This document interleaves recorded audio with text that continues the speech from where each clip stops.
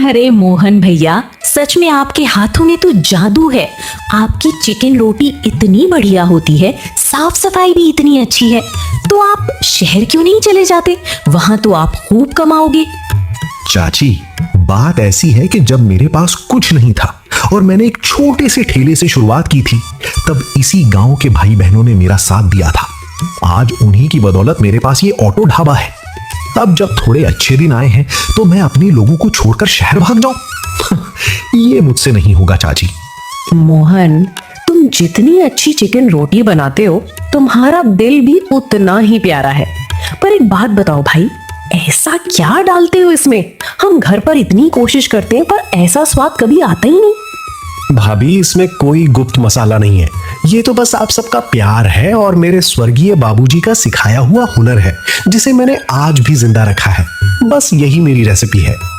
मोहन की जिंदगी सुकून से चल रही थी, पर कहते हैं ना कि किस्मत की धूप में छांव का आना तय होता है। मोहन रोज की तरह अपना ढाबा लगाने की तैयारी कर रहा है, तभी उसकी पत्नी राधा पास आती हैं।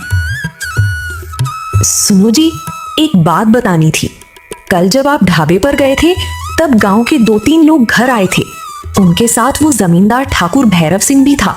वो आपके बारे में पूछ रहा था और कह रहा था कि कोई पुराना पैसा बकाया है। मैं उन्हें ठीक से पहचानती नहीं थी, इसलिए मैंने कुछ ज्यादा नहीं बोला। क्या ठाकुर भैरव सिंह, वो लालची आदमी हमारे घर आया था? पर क्यों? कहीं ऐसा तो नहीं कि बाबूजी ने बीमारी के वक्त उससे कुछ उधार लिया हो और जाने से पहले मुझे बता ना पाई हो? मुझे तो अभी से घबराहट हो रही है राधा। आप परेशान मत होइए, भगवान पर भरोसा रखिए। जो होगा अच्छा होगा। बस मेरी एक बात मानिए, अगर वो रास्ते में कहीं मिले भी तो गुस्सा मत करना, शांति से बात संभाल लेना। मोहन अपना ऑटो ढाबा लेकर अपनी तय जगह पर पहुंचता है और दुकान लगाता है। अभी कुछ ही देर हुई थी कि तभी भैरव सिंह अपने 2 लठैतों के साथ रौब झाड़ता हुआ वहां आ धमकता है। और भाई मोहन, क्या हालचाल है? मैं ठीक हूँ ठाकुर जी। हाँ बताइए, हमारे गरीब खाने पर कैसे आना हुआ? सिलसिले की बात सुन। तेरे स्वर्गीय बाप ने मुझसे पूरे 5,000 रुपए उधार लिए थे। मैं तो भूल ही गया था, पर कल जब पुरानी बही खाता खोली तो देखा कि वो पैसे आज तक चुकाए ही नहीं गए। अब इतने सालों का ब्याज मिलाकर पूरा हिसाब 25,000 रुपए बैठता है। क्या 25,000? ठाकुर जी, इतने पैसे?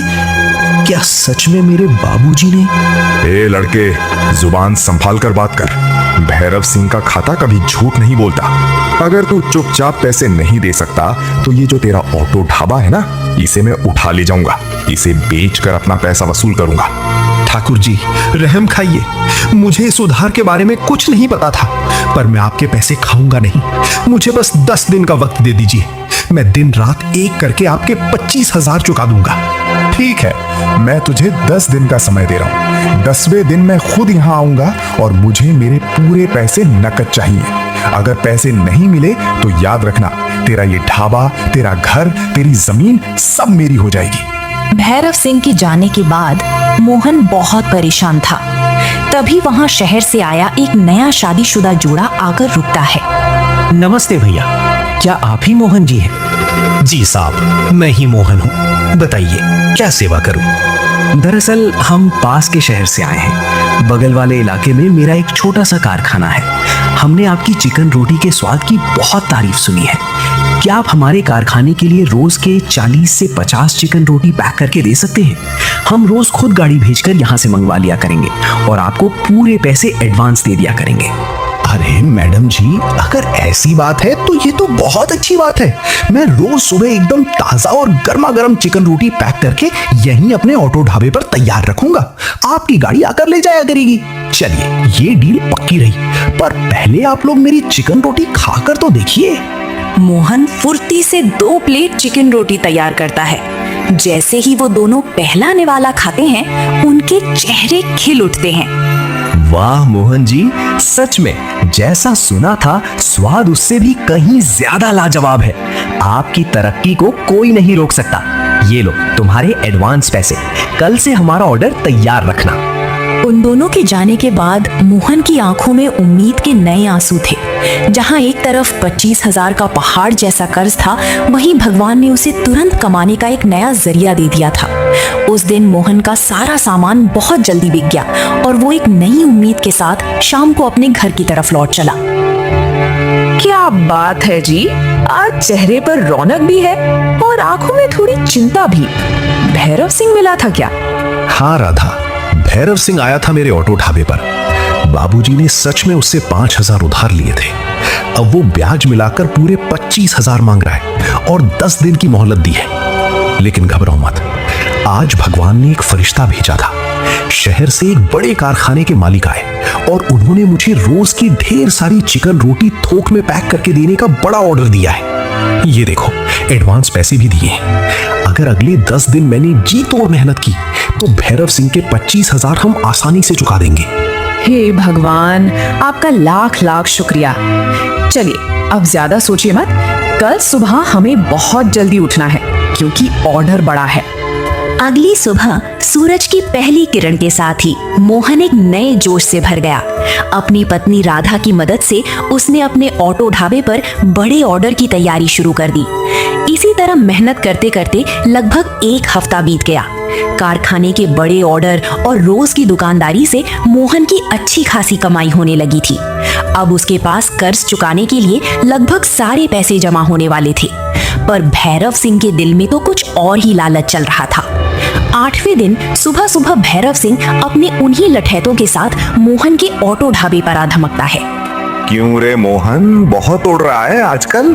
मैं पूरे 10 दिन का इंतजार नहीं कर सकता। मुझे मेरे पूरे पैसे आज और अभी चाहिए। ये आप क्या कह रहे हैं ठाकुर जी? अभी तो सिर्फ 8 दिन हुए हैं। आपने खुद पूरे गांव के सामने मुझसे 10 दिन का वादा किया था। वादा गया तेल लेने। मेरा पैसा है, मेरी मर्जी। अगर आज पैसे नहीं दे सकता तो चुपचाप अपनी जमीन और इस ऑटो ढाबे का सामान मेरे हवाले कर और इस गांव से दफा हो जा।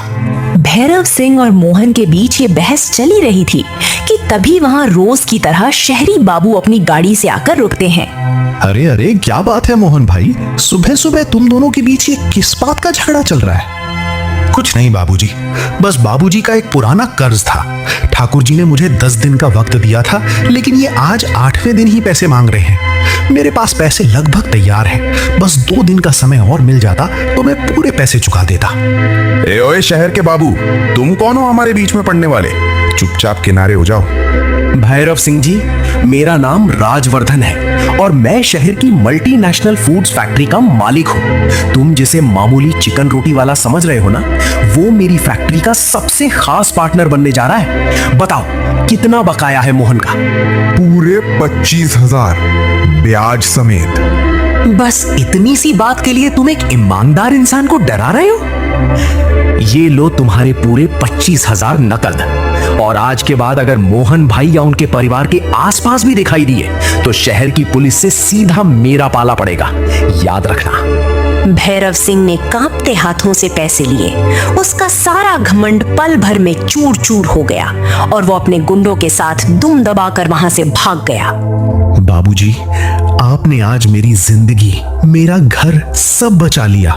मैं आपका ये एहसान जिंदगी भर नहीं भूलूंगा। अरे मोहन भाई, ये कोई एहसान नहीं है, ये तुम्हारी ईमानदारी और तुम्हारे हाथों के लाजवाब स्वाद का इनाम है।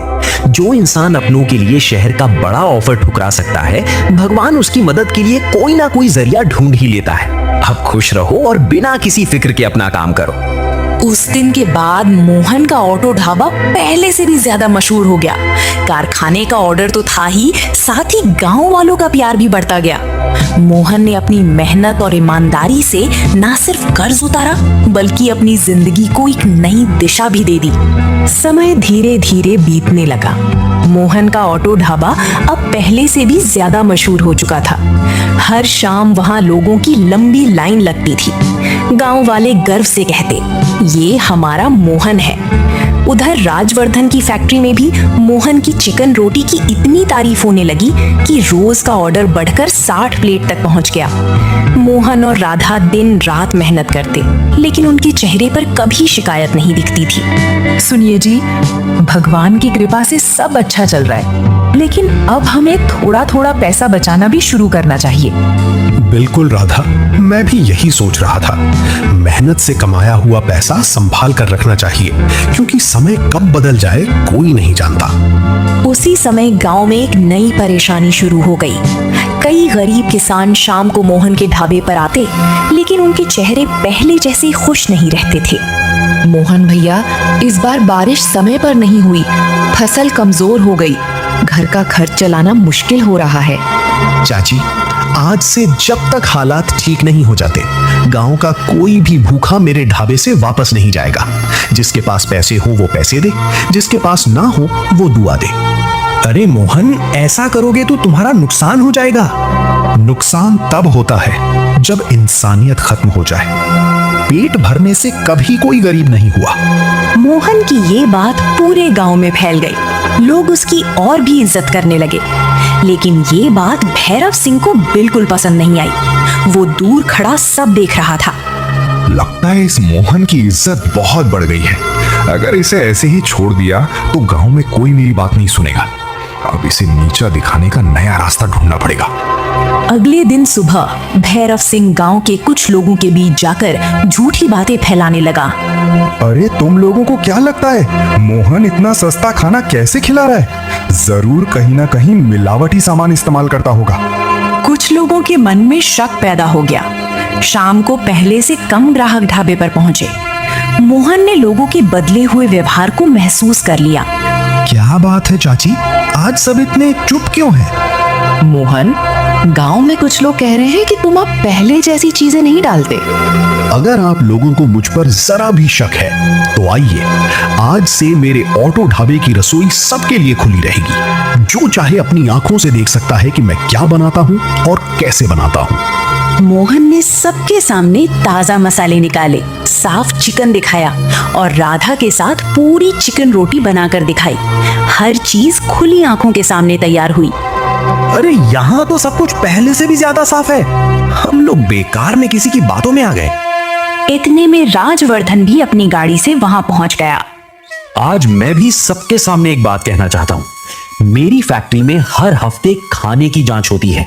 मोहन की बनाई हर चीज हमेशा सबसे बढ़िया निकलती है। अगर इसमें जरा सी भी मिलावट होती तो मैं एक दिन भी इसका ऑर्डर जारी नहीं रखता। अब गांव वालों को पूरी सच्चाई समझ आ गई। सभी की नजरें भैरव सिंह को ढूंढने लगी, लेकिन वो चुपचाप वहां से निकल चुका था। मोहन बेटा, हमें माफ कर देना। हमने दूसरों की बात सुनकर तुम पर शक कर लिया। कोई बात नहीं चाची, भरोसा टूटने से नहीं, सच छिपाने से टूटता है। मैंने सच छिपाया ही नहीं, इसलिए मुझे डर भी नहीं लगा। उस शाम पहली बार ऐसा हुआ कि मोहन के ऑटो ढाबे पर खाना खत्म होने के बाद भी लोग सिर्फ उससे मिलने और उसका हौसला बढ़ाने के लिए खड़े रहे। पूरे गांव ने उसका सम्मान किया। दूर खड़ी राधा की आंखें खुशी से भर आईं। मोहन ने आसमान की तरफ देखा और मन ही मन अपने बाबूजी को याद किया। उसे समझ आ गया था कि स्वाद से ग्राहक मिलते हैं, लेकिन ईमानदारी से लोगों का दिल जीता जाता है। और एक बार जो दिल जीत ले, उसे कोई दुश्मन कभी हरा नहीं सकता। Hello guys, thank you for watching. ऐसे ही वीडियो देखने के लिए अभी सब्सक्राइब करें। धन्यवाद।